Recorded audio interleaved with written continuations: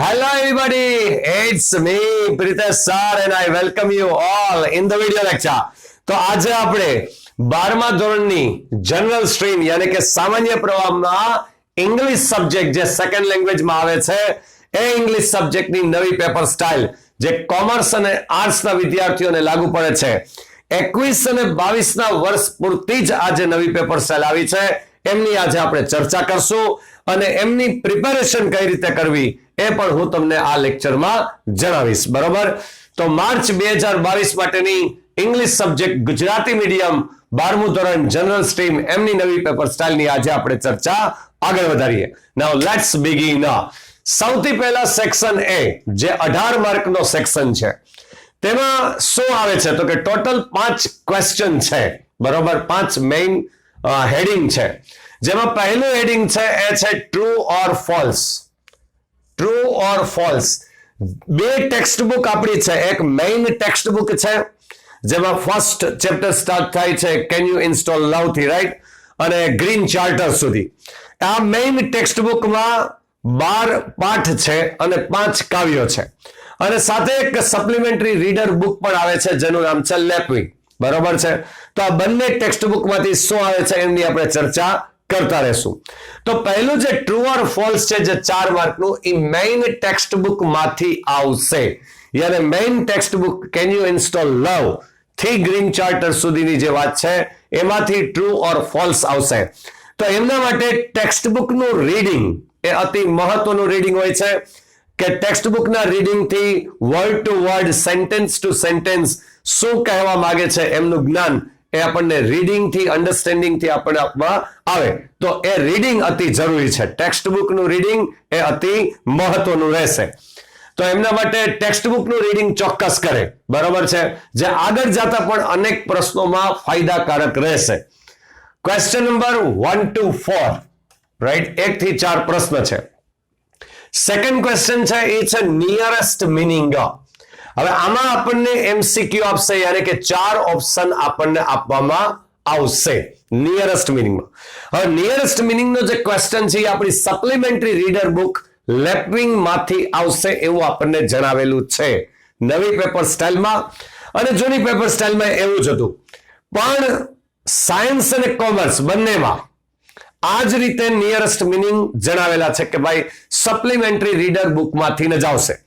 પણ અનેક વખત એવું બનેલું છે કે જે નિયરેસ્ટ મિનિંગ જે આપણને કહેવામાં આવેલું હોય કે સપ્લિમેન્ટરી રીડર બુક લેપવિંગ માંથી જ આવશે, પરંતુ અમુક વખત એવું પણ બનેલું છે કે એ આપણી મેઇન ટેક્સ્ટ બુકમાંથી પણ મૂકી દીધા હોય, ગ્લોસરી માંથી મૂકી દીધા હોય એવું બનેલું છે.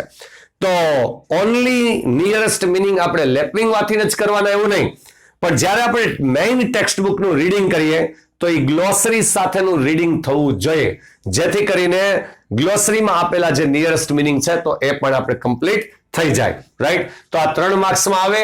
અને ક્વેશ્ચન નંબર 5 to 7 પછી છે આઈડેન્ટિફિકેશન ઓફ ફંક્શન. આપણને ઉપર ફંક્શનના નેમ આપેલા હશે બ્રેકેટની અંદર, 3 સેન્ટેન્સ હશે, 3 માર્ક્સમાં આવે, 3 ક્વેશ્ચન છે એના, રાઈટ. અને આ જે આઈડેન્ટિફિકેશન ઓફ ફંક્શન છે એટલે કે ફંક્શનને ઓળખવું કે કયું સેન્ટેન્સ કયા ફંક્શનનું છે એ આપણે ઓળખવાની વાત છે. બરોબર, તો આ જે આઈડેન્ટિફિકેશન ઓફ ફંક્શન છે ઇઝીલી આપણે ફંક્શનને ઓળખી તો શકીએ, પણ મોસ્ટ ઇમ્પોર્ટન્ટ બાબત એ છે કે આન્સર પેપરની અંદર તમારે આ જે 3 વાક્ય આપ્યા છે, 3 વાક્ય આપવામાં જે આવે છે એ વાક્ય અચૂકપણે લખવાના હોય છે. યાને કે તમે સેન્ટેન્સ જે ક્વેશ્ચન પેપરમાં છે એ લખી અને એ કયા ફંક્શનનું છે એનો આન્સર એમની નીચે અથવા એમની સામે લખવાનો હોય છે. બરોબર, જો તમે સેન્ટેન્સ ન લખો અને ડાયરેક્ટ આન્સર લખો એમનો, એ ફંક્શનનું નામ ડાયરેક્ટ સીધો આન્સર નંબર 8, આન્સર નંબર 9 અને આન્સર નંબર 10 કરીને ડાયરેક્ટ આન્સર લખો તો એમના માર્ક્સ મળતા નથી. તમને સૂચનામાં એમ આપેલું છે કે જે સેન્ટેન્સ આપેલું છે એ સેન્ટેન્સ લખી અને આન્સર એની અગેન્સ્ટમાં અથવા એની સામે અથવા એમની નીચે એનો આન્સર લખવાનો હોય છે. બરોબર, તો ક્વેશ્ચન ચોક્કસ લખે અને એમની નીચે એનો આન્સર ચોક્કસ લખે. બરોબર છે. આ આઈડેન્ટિફિકેશનના 100% શ્યોરલી આપણને માર્ક્સ મળતા હોય છે. એટલે પણ એ માર્ક્સ જતા રહે જો આપણે સેન્ટેન્સ ન લખીએ તો. રિસ્પોન્ડ ટુ ધ ક્લુઝ એટલે કે રિસ્પોન્ડ ટુ ધ સેન્ટેન્સ એ પણ ફંક્શન બેઝડ જ છે. એટલે આ બંને પ્રશ્ન ફંક્શન ઉપર આધારિત છે. રાઈટ. અને 4 માર્ક અને આ પ્રશ્ન છે ચોથો જે એ MCQ માં આવે. 4 ઓપ્શન આપેલા હોય.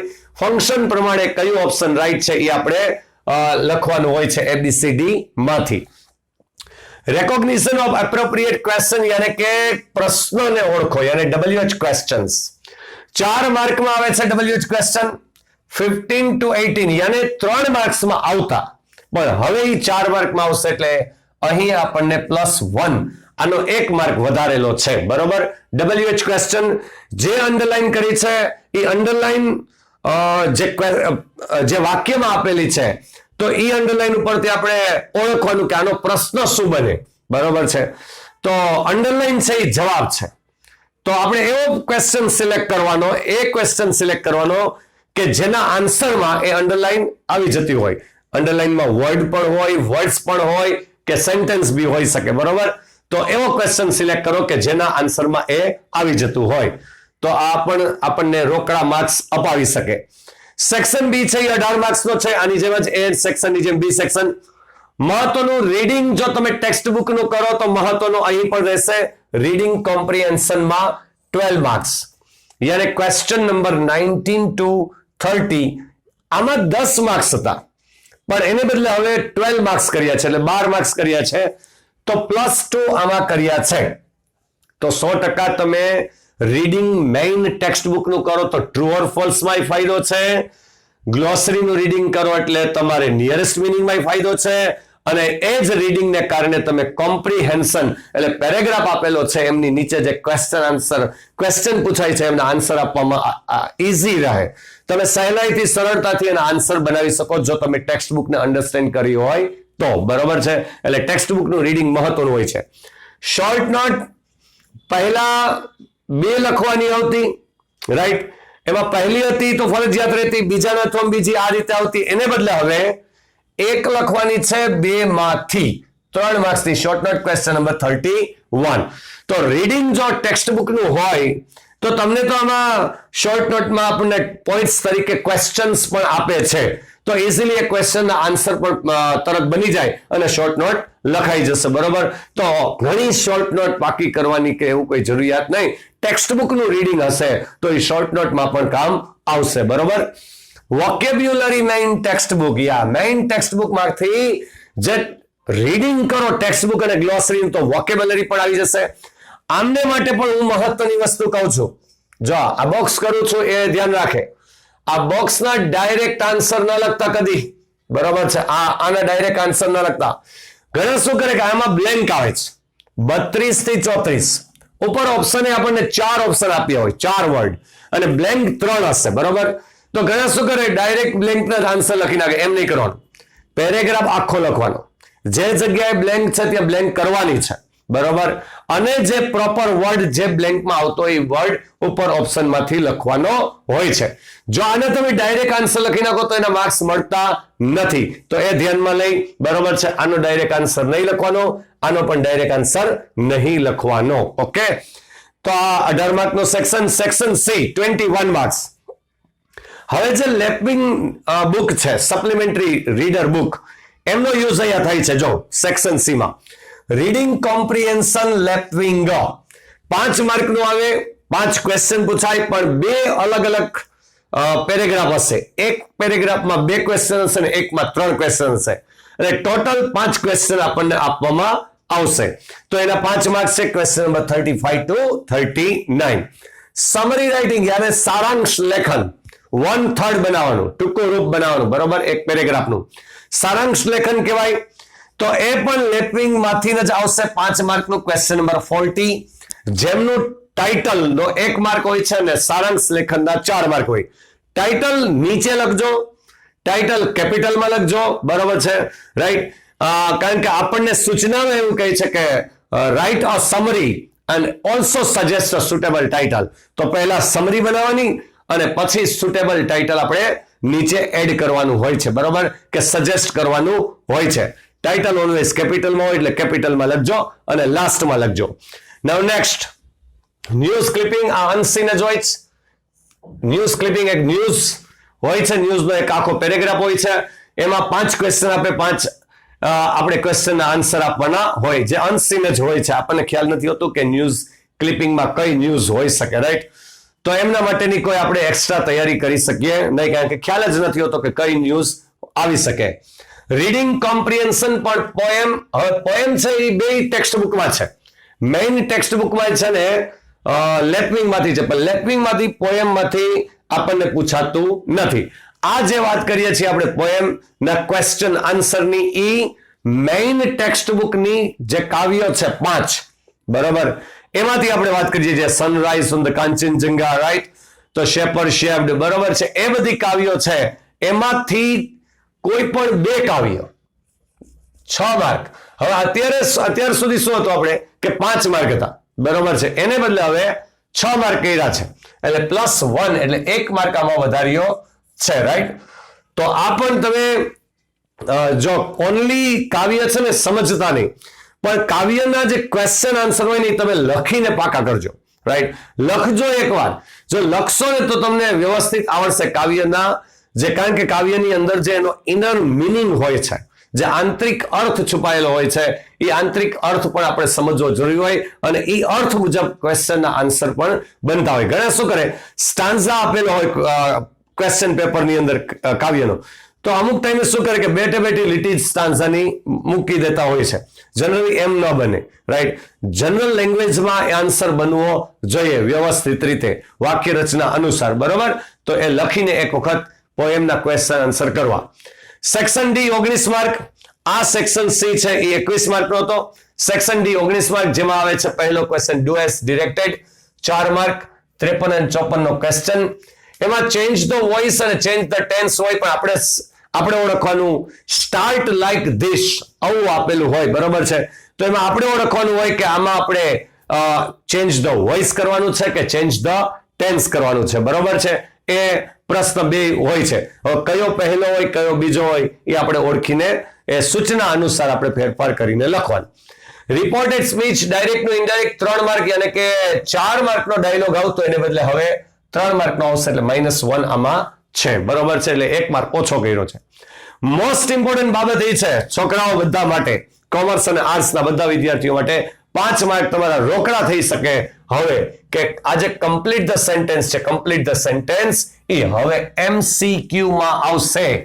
Function based complete the sentence MCQ માં આવશે, યાની કે 5 માર્ક તમારા હવે રોકડા થઈ શકે. MCQ ફંક્શન આપણે અહીંયા પણ રિસ્પોન્ડ ટુ ધ ક્લુઝમાં પણ આપણે MCQ જ આવે, એ જ રીતે અહીંયા MCQ માં કમ્પ્લીટ ધ સેન્ટેન્સ પણ આવશે, રાઈટ? સિન્થેસિસ એટલે કયો કે કોમ્બાઇન ધ સેન્ટેન્સ, કયો one of the same thing. વાક્યો 4 આપ્યા હોય, 4 વાક્યોને આપણે જોડી અને એક અર્થપૂર્ણ વાક્ય બનાવવાનું હોય છે, રાઈટ? ફૂલ સ્ટોપ છેલ્લે એક જ વખત આવે, બરોબર છે? અને 4 વાક્યોને મસ્ત રીતે જોડી કંજક્શન નો ઉપયોગ થાય, and, so, but, otherwise, right? એ બધા ઇફ, અનલેસ, બરોબર, because, who, whom, which, right? આ તમામ કંજક્શન નો જે વાક્યના મિનિંગ અનુસાર એનો ઉપયોગ કરી અને તમારે એ 4 વાક્યને જોડીને એક વાક્ય બનાવવાનું હોય છે. તો એમના તમને 3 માર્ક્સ મળે છે. હવે આવે છે editing. Editing 4 mark, 61 to 64 question number. હવે આ એડિટિંગ ની અંદર શું થાય કે તમારે અત્યારે તો કરેક્શન આવતું, એટલે કે 4 જગ્યાએ અંડરલાઈન હતી 4 વર્ડમાં, તો એ 4 જગ્યાએ અંડરલાઈન યાની કે ત્યાં ભૂલ છે, તો એમને સુધારી અને તમારે સાચો વર્ડ લખવાનો, આ પૂરો પેરેગ્રાફ લખવાનો હોય છે. અને જ્યાં જગ્યાએ તમે અંડરલાઈન સુધારેલી છે ફરી પાછી અંડરલાઈન કરવાની. તો આવું હતું. એને બદલે હવે શાયદ બ્લેન્ક્સ આવશે, યાને કે 4 જગ્યાએ ખાલી જગ્યા આવશે. બાજુમાં બ્રેકેટમાં 3 વિકલ્પ પણ આપવામાં આવશે, બરોબર છે? તો કરેક્શન ને બદલે હવે એડિટિંગમાં શું આવશે કે બ્લેન્ક્સ આવશે ને 3 વિકલ્પ. એટલે આપણે બંને પ્રેક્ટિસ કરી લેવાની, પછી કોઈ બી પૂછાય, બરોબર છે? મોસ્ટ ઓફ આ પેપર સ્ટાઇલમાં એ રીતે નમૂનાના પેપરમાં એ રીતે આપેલું હશે કે બ્લેન્ક બરોબર છે, એટલે આપણે બે પ્રેક્ટિસ કરી લેવાની. તો editing 4 mark. Information transfer, table, chart, pie chart, right, graph, એના ઉપરથી તમારે 80 વર્ડ્સમાં પેરેગ્રાફ લખવાનો હોય. 5 માર્કનો પેરેગ્રાફ છે. Question number 65. હવે જો અત્યાર સુધીનું જે કંઈ પણ મેં તમને સમજાવ્યું એમાં સમરી રાઇટિંગ છે, એમના લેક્ચર ની લિંક હું મારા આ લેક્ચરના ડિસ્ક્રિપ્શન બોક્સમાં મૂકીશ, બરોબર, એટલે તમે જોઈ શકશો, રાઈટ. એ જ રીતે ઇન્ફોર્મેશન ટ્રાન્સફર, બરોબર છે, એ પણ મારી ચેનલના પ્લે લિસ્ટમાં ઇન્ફોર્મેશન ટ્રાન્સફરનું લિસ્ટ એક આખું પ્લે લિસ્ટ બનાવેલું જ છે, તો એ પણ તમે જોઈ શકશો, બરોબર છે. 5 માર્કનું આવે છે ઇન્ફોર્મેશન ટ્રાન્સફર, બરોબર. સમરી એ એમની લિંક મૂકીશ, ઇન્ફોર્મેશન ટ્રાન્સફર છે તો એમની લિંક પણ મૂકીશ, બરોબર છે. આ જે પોએમ છે, પોએમ, બરોબર છે, તો પોએમ 6 માર્કની આવે છે, રાઈટ. તો એમની જે લિંક છે એ પણ હું ડિસ્ક્રિપ્શન બોક્સમાં મૂકીશ, તો એ પણ તમે જોઈ શકશો, બરોબર છે. અને આ બધી વસ્તુ છે એ તમે લાઈક, શેર અને સબસ્ક્રાઇબ ચોક્કસ કરજો, રાઈટ. મારી ચેનલને સબસ્ક્રાઇબ કરજો, મેક્સિમમ બને એટલું મેક્સિમમ તમે શેર કરજો, મેક્સિમમ સ્ટુડન્ટ સુધી કોમર્સ અને આર્ટ્સના, જેથી કરીને એમને આ પેપર સ્ટાઇલ વ્યવસ્થિત રીતે કઈ રીતે તૈયારી કરવી એ પણ ખ્યાલ આવે અને વ્યવસ્થિત એ સમજી શકે, અને મારા આ વિડીયો લેક્ચરની લિંક છે એ પણ એ જોઈ શકે, બરોબર. પેરેગ્રાફ રાઇટિંગ છે 8 માર્ક. Question number 66. 2 માંથી 1 એસે લખવાનો હોય, પેરેગ્રાફ રાઇટિંગ લખવાનું હોય એવું આપણને કહેલું, પણ હવે 1 લખવાનો છે 3 માંથી, યાર 3 એસે આવશે. ટેક્સ્ટ બુક બેઝ એસે છે એ ચોક્કસપણે તમારે કરવા. જેમ કે 4થું યુનિટ છે ધ એડજસ્ટમેન્ટ, તો એમાંથી માય ગ્રાન્ડ પેરેન્ટ્સ મહત્વનો એસે. બીજો છે વોલ્ટ ડિઝની વાળું, તો એમાંથી my cartoon series, my favourite cartoon series. પછી આપણે રિયલ ફ્રીડમ નો એસે બને છે ફોર યુથ માંથી, બરોબર છે. સ્ટ્રેસ વાળા 2 પાર્ટ છે, રાઈટ, તો સ્ટ્રેસ મેનેજમેન્ટ આ એસે બને છે. હેડેક વાળો છે તો એમાંથી એક્સક્યુઝ વાળો એસે બને છે, રાઈટ. તો આવી રીતે જે ટેક્સ્ટ બુક બેઝ એસે છે એ 100% તમારે કરવા, બરોબર છે. એમાંથી એક આવવાની સંભાવના હોય છે. સ્પીચ રાઇટિંગ ને બદલે આવે છે એપ્લિકેશન રાઇટિંગ, તો એપ્લિકેશન રાઇટિંગ ઈઝી પડે, બરોબર છે, એનું ફિક્સ ફોર્મેટ હોય છે, રાઈટ. એમની લિંક પણ હું ડિસ્ક્રિપ્શન બોક્સમાં મૂકું છું, જેથી કરીને તમે એપ્લિકેશન પણ કરી શકો, okay. Email writing or report writing, તો ઈમેલ રાઇટિંગ નું ફોર્મેટ એ ફિક્સ હોય છે, right. To, from, right, date અને સબ્જેક્ટ ને બધું, તો એ પણ ઈઝી પડે છે. 5 માર્ક્સનું એ આવે છે, રાઈટ. તો આ જે પેપર સ્ટાઇલ છે એમાં કઈ કઈ જગ્યાએ મુખ્યત્વે ફેરફાર થયો, તો જો 1 માર્ક તમને અહીંયા WH ક્વેશ્ચનમાં વધારેલો છે MCQ માં, રાઈટ. એક આ કમ્પ્લીટ ધ સેન્ટેન્સ MCQ થયા છે, તો એ બહુ મહત્વની વસ્તુ બની ગઈ કહેવાય. એડિટિંગ ખાલી જગ્યામાં આવે, 3 વિકલ્પ આપે, એટલે એ પણ બહુ મહત્વની વસ્તુ થઈ ગઈ કહેવાય, બરોબર છે. રીડિંગ કોમ્પ્રિહેન્શન 10 ને બદલે 12 માર્ક્સ થયા, એ પણ સારી વાત છે. પોએમના ક્વેશ્ચન 5 ને બદલે 6 માર્ક્સનું થયું, તો એ પણ સારી વાત છે, રાઈટ. શોર્ટ નોટ એ 2 હતી, એમાં એક પહેલી તો ફરજિયાત જ હતી, બીજાના તો બીજી હતી, રાઈટ. તો જે ફરજિયાત હતી નીકળી ગઈ કહેવાય, રાઈટ. તો એક તમારે લખવાની 2 માંથી, તો એ પણ સારી વાત છે, રાઈટ. તો આ બધી વસ્તુનો જે ફેરફાર થયો છે એ બહુ સરસ છે, સારો ફેરફાર છે, અને તમે આમાં માર્ક્સ હજુ કવર કરી શકો વધુ, રાઈટ. આ વર્ષે એ 100% આ પેપર સ્ટાઇલ ઉપરથી નક્કી થાય. હું ફરી પાછો કહું છું, લાઈક, શેર અને સબસ્ક્રાઇબ મારી આ ચેનલને કરજો, રાઈટ. અને મેક્સિમમ બને એટલું મેક્સિમમ તમે આને શેર કરજો. પહેલા આ જે બોર્ડ પર મેં જે સમજાવ્યું છે એમાં ફરી પાછો તમને યાદી અપાવી દઉં કે આઈડેન્ટિફિકેશન ઓફ ફંક્શન એનો ડાયરેક્ટ આન્સર ન લખવો. પછી આ વોકેબ્યુલરી બ્લેન્ક્સ છે તો એમનો તમારે ડાયરેક્ટ આન્સર ન લખવો, બરોબર છે. ક્યારે એમના ડાયરેક્ટ આન્સર ન લખવા, ઓકે. વોકેબ્યુલરી બ્લેન્ક્સના પણ, બરોબર, ખાલી જગ્યા હોય છે, અને એડિટિંગની ખાલી જગ્યા જે હોય એમનો પણ તમારે ડાયરેક્ટ આન્સર લખવાનો નથી, પેરેગ્રાફ લખવાનો હોય, ઓકે. આનો તમે સ્ક્રીનશોટ પાડી લો, ઓકે, જેથી કરીને તમને વ્યવસ્થિત રીતે તમે તમારી નોટબુકની અંદર નોંધી શકો, રાઈટ. બહુ મહત્વની પેપર સ્ટાઇલ અને વ્યવસ્થિત રીતે મેં તમને એક્સપ્લેન કર્યું છે કઈ રીતે તૈયારી કરવી, રાઈટ. તો એ વ્યવસ્થિત તૈયારી તમે કરજો. ચલો અહીં સુધી રાખીએ છીએ. Have a nice day. જો કોઈને કઈ ક્વેશ્ચન હોય તો આ મારા મોબાઈલ નંબર છે, એ વોટ્સએપ નંબર બી છે, તમે મને વોટ્સએપ કરી અને મને ક્વેશ્ચન કરી શકો છો, હું તમને આન્સર આપીશ, okay. Have a nice day. Good bye. આવજો. ટાટા.